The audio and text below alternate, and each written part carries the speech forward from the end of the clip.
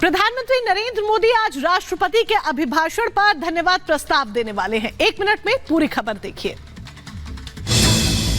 देश में लोकसभा चुनाव से पहले आखिरी संसद सत्र चल रहा है। मोदी सरकार के दूसरा कार्यकाल खत्म होने से पहले अंतरिम बजट पेश किया जा चुका है।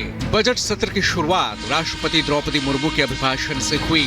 31 जनवरी को राष्ट्रपति मुर्मू ने सत्र की शुरुआत संसद के दोनों सदनों की संयुक्त बैठक को संबोधित करके की, जिसके बाद लोकसभा और राज्यसभा में धन्यवाद प्रस्ताव पर चर्चा की गई। अब आज पीएम मोदी राष्ट्रपति के अभिभाषण पर धन्यवाद प्रस्ताव का जवाब देंगे।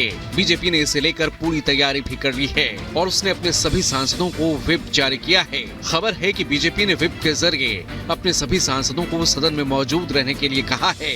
पीएम मोदी राष्ट्रपति के अभिभाषण पर धन्यवाद प्रस्ताव का जवाब देंगे। आज सत्र के दौरान पीएम मोदी संसद को संबोधित करेंगे। इस दौरान वो अपनी सरकार की उपलब्धियां गिनाने के साथ ही भविष्य के लिए उनका एजेंडा भी देश के सामने रख सकते हैं। Bureau report, Republic Bharat. तो चलिए नमस्ते भारत में आगे बढ़ेंगे और आपको बता दें आज उत्तर प्रदेश सरकार का भी बजट है।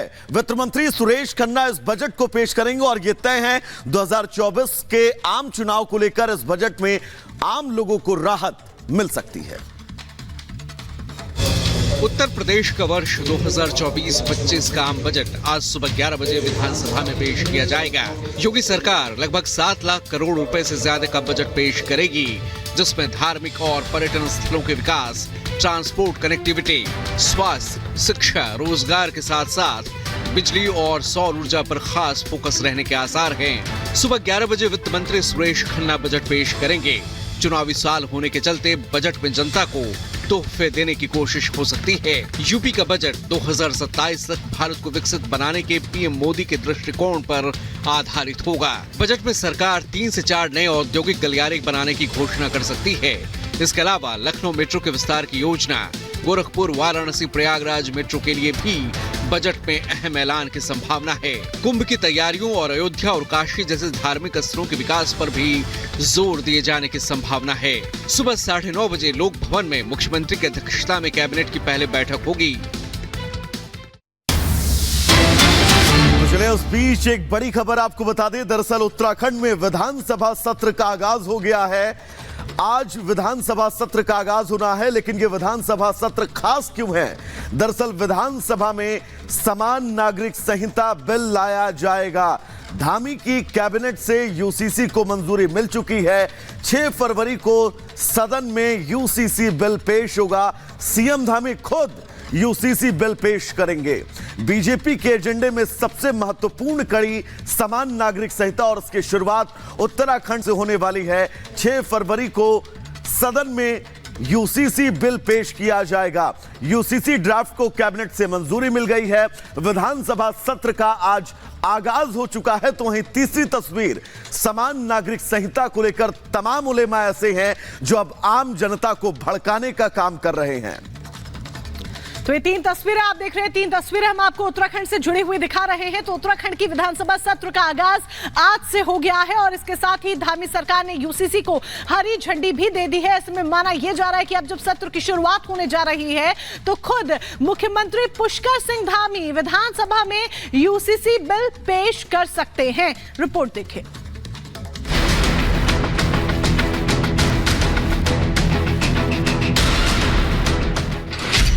देवभूमि में तैयारी पूरी, यूसीसी ड्राफ्ट को मंजूरी।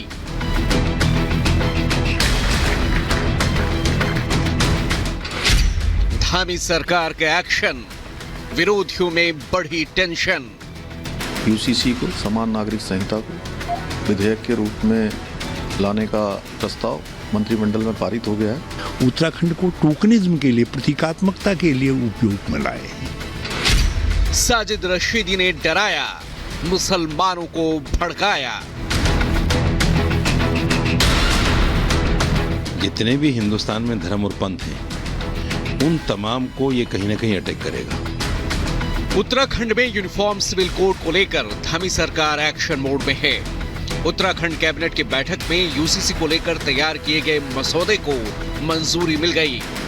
बैठक में यूसीसी ड्राफ्ट सरकार के सामने पेश किया गया, जिस पर चर्चा हुई। और फिर उसे विधानसभा में पेश करने के लिए मंजूरी दे दी गई। कैबिनेट बैठक के बाद सीएम धामी ने बताया, यूसीसी को विधेयक के रूप में लाने का प्रस्ताव सर्वसम्मति से मंत्रिमंडल में पारित हो गया है। यूसीसी को, समान नागरिक संहिता को विधेयक के रूप में लाने का प्रस्ताव सर्वसम्मति से मंत्रिमंडल में पारित हो गया है। आगामी सत्र में हम इसको सत्र में रखेंगे और विधेयक बनाने की दिशा में आगे बढ़ेंगे। वहीं धामी कैबिनेट में मंत्री धन सिंह रावत ने यूसीसी को लेकर इस फैसले को देश के लिए नजीर बताया। मैं एक ही बात कहना चाहता हूं कि छोटा प्रदेश जो है बड़ा काम करने जा रहा है और ये पूरे देश के लिए एक नज़ीर बनने जा रही है और मुझे लगता है कि बहुत अच्छा होने वाला है। उत्तराखंड में यूसीसी को लेकर ड्राफ्ट तैयार किया जा चुका है। ऐसे में अब धामी सरकार उत्तराखंड विधानसभा सत्र में यूसीसी का प्रस्ताव पेश करेगी, जिसमें उम्मीद है कि यह बिल पास हो जाएगा। आज से उत्तराखंड में विशेष सत्र की शुरुआत होनी है और 6 फरवरी को पुष्कर सिंह धामी सदन में यूसीसी बिल पेश करेंगे। एक ओर जहां धामी सरकार यूसीसी को विधानसभा से पास कराकर कानून बनाने की तैयारी कर रही है, तो वहीं दूसरी तरफ इसे लेकर विरोध तेज हो चुका है। पूर्व सीएम हरीश रावत ने यूसीसी पर सवाल खड़े किए हैं, तो वहीं साजिद रशीदी ने इसे लेकर भड़काऊ बयान दिया है। ये केंद्र सरकार ने, माननीय प्रधानमंत्री और गृह मंत्री जी ने उत्तराखंड को टोकनिज्म के लिए, प्रतीकात्मकता के लिए उपयोग में लाए हैं, ताकि ये भी हो जाए कि हमने कॉमन सिविल कोड लागू करने की प्रक्रिया प्रारंभ कर दी है और हमारे जो 3 वचन थे वो तीनों वचन हमने देश से पूरे कर दिए हैं और दूसरी तरफ जो है कुछ करना भी ना पड़े। लोगों को लगता है कि शायद मुसलमान हिंदुस्तान में इससे सबसे ज़्यादा आहत होंगे, ऐसा नहीं है। यूसीसी एक ऐसा मसला है, जितने भी हिंदुस्तान में धर्म और पंथ हैं उन तमाम को ये कहीं ना कहीं अटैक करेगा।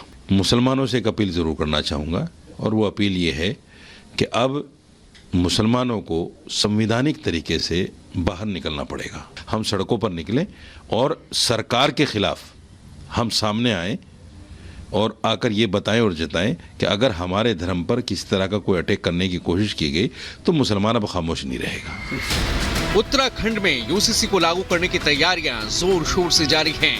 वैसे उत्तराखंड के मुख्यमंत्री कई बार ये साफ कर चुके हैं कि वो जल्द से जल्द यूसीसी को लागू करने की तैयारी कर रहे हैं। सीएम धामी ने अपना प्रण पूरा करने की ओर अपने कदम तेजी से बढ़ा दिए हैं। ऐसे में उत्तराखंड समान नागरिक कानून को लागू करने वाला पहला राज्य बन सकता है।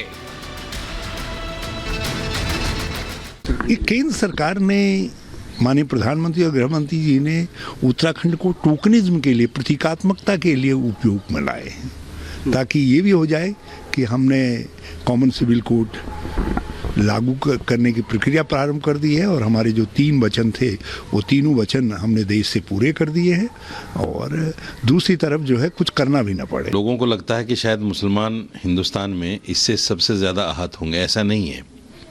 यूसीसी एक ऐसा मसला है, जितने भी हिंदुस्तान में धर्म और पंथ हैं उन तमाम को ये कहीं ना कहीं अटैक करेगा। मुसलमानों से एक अपील ज़रूर करना चाहूँगा और वो अपील ये है कि अब मुसलमानों को संवैधानिक तरीके से बाहर निकलना पड़ेगा। हम सड़कों पर निकलें और सरकार के खिलाफ हम सामने आएँ और आकर ये बताएं और जताएं कि अगर हमारे धर्म पर किसी तरह का कोई अटैक करने की कोशिश की गई तो मुसलमान अब खामोश नहीं रहेगा। उत्तराखंड में यूसीसी को लागू करने की तैयारियां जोर शोर से जारी हैं। वैसे उत्तराखंड के मुख्यमंत्री कई बार ये साफ कर चुके हैं कि वो जल्द से जल्द यूसीसी को लागू करने की तैयारी कर रहे हैं। सीएम धामी ने अपना प्रण पूरा करने की ओर अपने कदम तेजी से बढ़ा दिए हैं। ऐसे में उत्तराखंड समान नागरिक कानून को लागू करने वाला पहला राज्य बन सकता है।